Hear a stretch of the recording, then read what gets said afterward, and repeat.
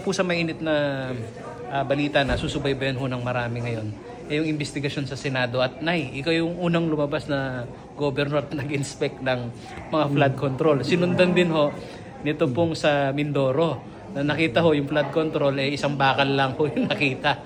Nay, itong pag-uusad ng investigasyon dito na, ayan, special mention ng Pampanga dahil isa pala tayo sa dapat merong focus sa flood control.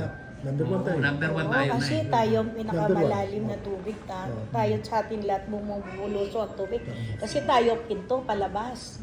Pero sa Ponduhan, hinahanap ko pa nga rin, magkano ba yun? 260 billion? 260 billion? 200 billion na yun. Wala pa ako nakita, hindi ko nakita yun. Hanapin ko pa nga itong wikado kung saan ano yung ginawa. Hindi, alaga, hanapin ko. Titingnan ko kasi, syempre sabi ni President Marcos, pwede ba tulungan nyo kaming maganap? At saka tulungan nyo kami kung ano yung naging epekto ng mga project na yon na billions. Ang sabi ko nga, siguro yung local government code may batas doon na pagka may project, ang national government, lalo na pag-infrastructure, kailangan nalalaman ng LGU.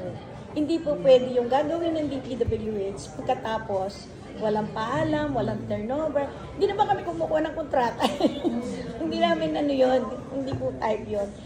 At tagal ko na nga ang politikus, minsan lang ako nagpunta sa opisina ng regional director ng DPWH eh.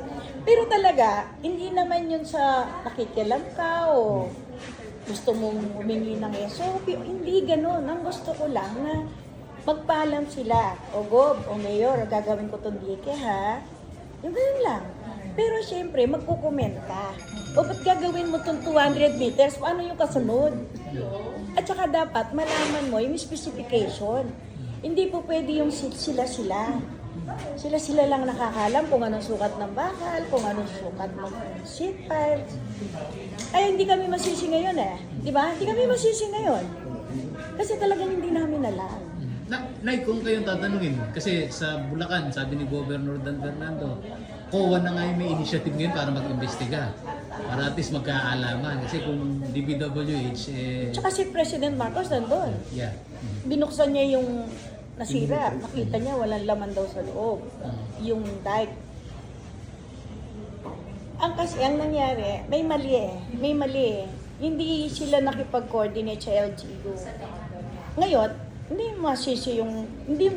masisisi ngayon ng national government ang LGU kasi hindi naman nila talaga alam.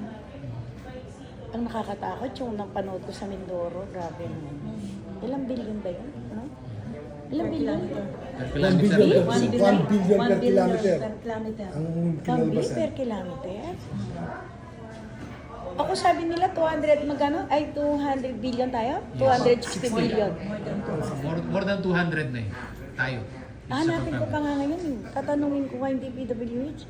Pero pareho pa rin tayo, lubog pa rin tayo. Mas lumala pa rin. Hanapin ko talaga, hindi ko talaga alam yun kung nasaan yun. Nagulat na lang ako, may part pala tayo. Just in case na may participation tayo sa Blue Ribbon Committee kay Senator Marcoleta, willing ba kayong pag-attend? Para maging resource speaker? Alam mo, siguro unahin na nilang tanungin yung malalaki. Kasi ako kasi, ayoko nang makarami pa.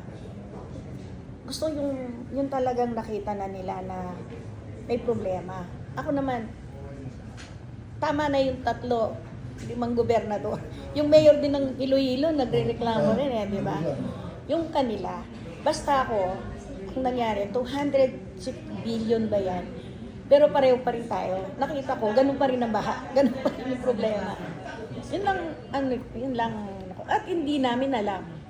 Pero willing to participate na just in case na kung ano yung mga observation ninyo. Participate ako, sinasabihin ko lang na kailangan talaga siguro ng matagal na study bago mag-release ng billion sa flood control. Hindi yung pwedeng naisip mo lang, pagawa mo na. Tsaka hindi pa pwede yung 300 meters, 1 kilometer. Ang laki niyan, ang lawak niyan eh.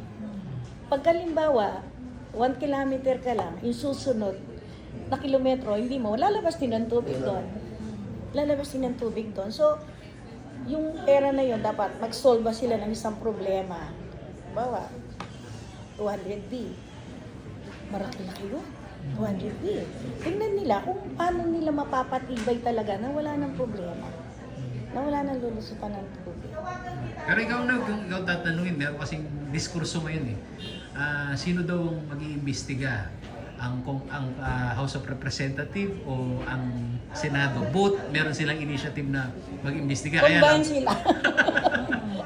Diba? Tulungan. Mag-combine sila. Kasi sila lang ang gumawa ng budget eh. Sila yung nakakalam kung saan nalagay yung budget. Diba? Kasi ang pag-distribute ng mga budget na yan, alam nung both sides. Alam nung both. Kasi BICAM yan eh. Sa BICAM yan. So siguro silang dalawa. Hindi pwede yung mag-solo yung Congress, hindi pwede mag-solo. Parang BICAM. Tingnan mo, di ba? Para sa akin ganun, para lang hindi... Tapos pag-aralan na lang ngayon ng 2026 na sana, hindi na mangyayari yun. Hindi na mangyayari yun.